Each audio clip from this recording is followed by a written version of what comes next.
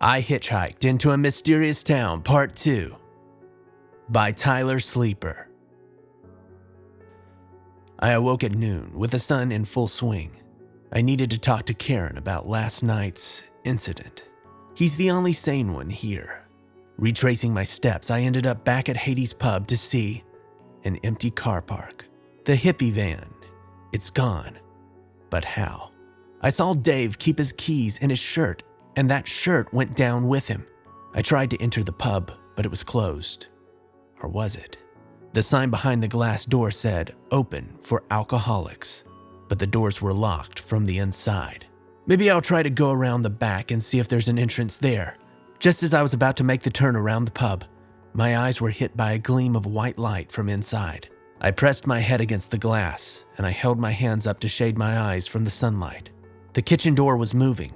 Someone was inside. The gleam hit again. It was from Goggles. It was the creepy bird guy from yesterday. He came out of the kitchen and stared at me. This guy sure loves his staring contests. He initiated the wave to me this time. His snail-paced wave. I didn't have time for his games, so I returned a middle finger to him.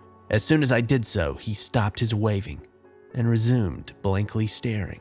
What is wrong with this guy? I screamed, "Open the door!"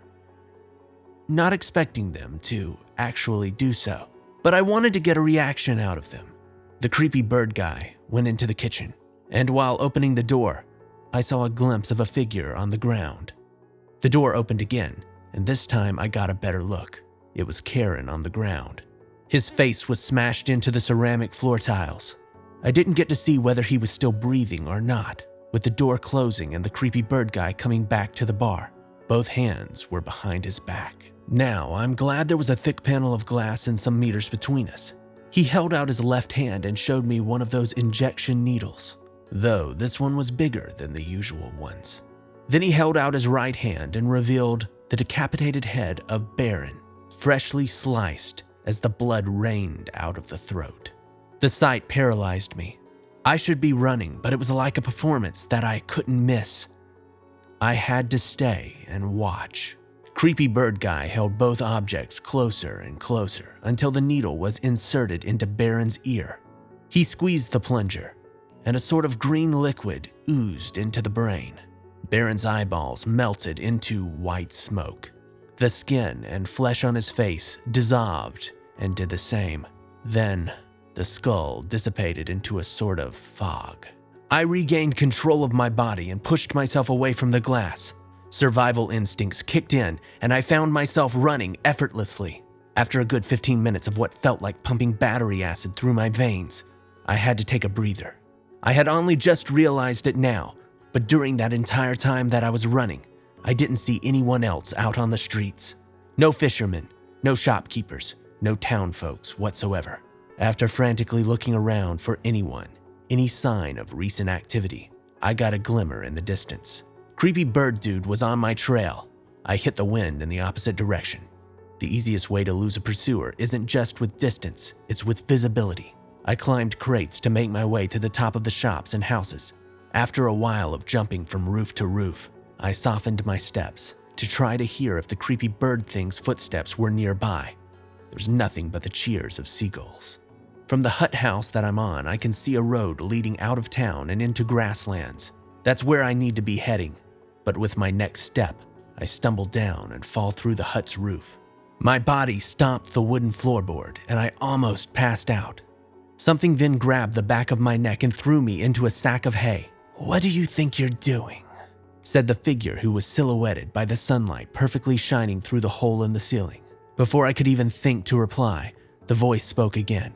"Are they following you?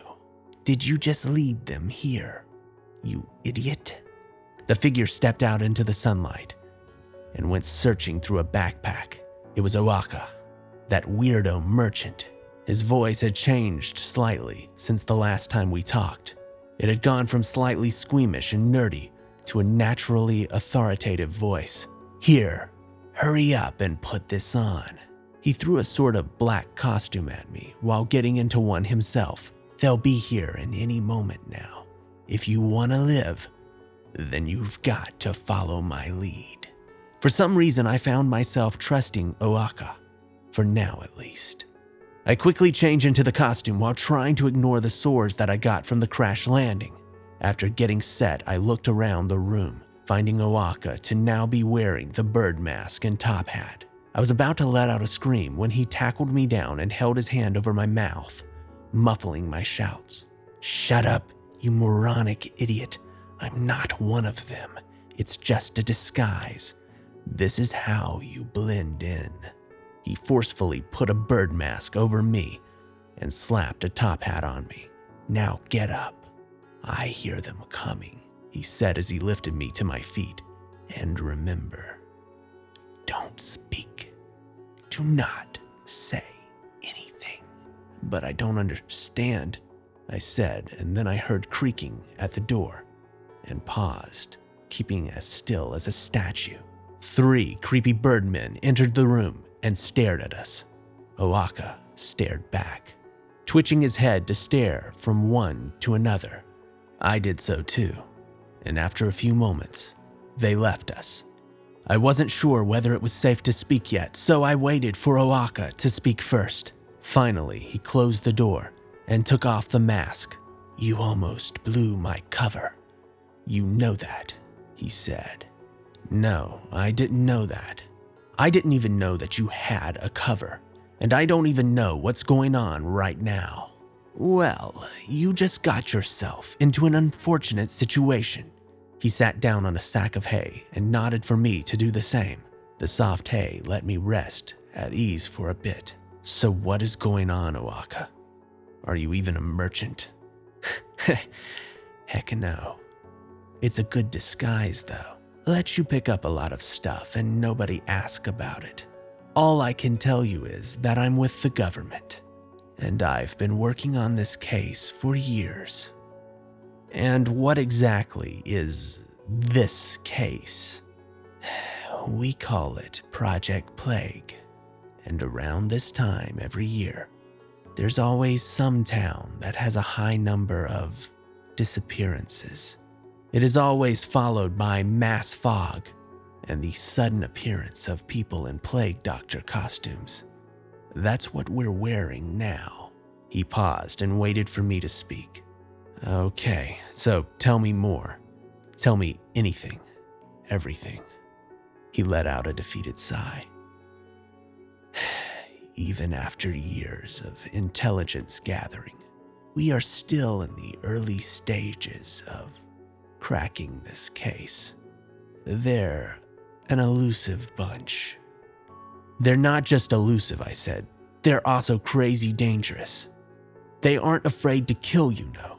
Please tell me you have weapons in that backpack of yours." "No weapons. This was just a scouting mission. The only defense we have is our suits and our intuition." "Man, I've got to get out of this town. I appreciate all you've done, but I want out. I'm taking the road to the grasslands." "And you think you'll make it?" Oaka said with much doubt. "How long do you think you'll go on that road before you see another car? They'll chase you and hunt you down." I can... "All right, fine. What do I do then?" "You could help me with the scouting mission." Now it was my turn to let out a heavy sigh. "And what does this mission involve?" "Well, a reliable source tells me that a meeting among the plague doctors is going down tomorrow," Oaka said. Now, I'm not sure how I feel about this. Do I trust Oaka? Do I even have a choice? What do you guys think?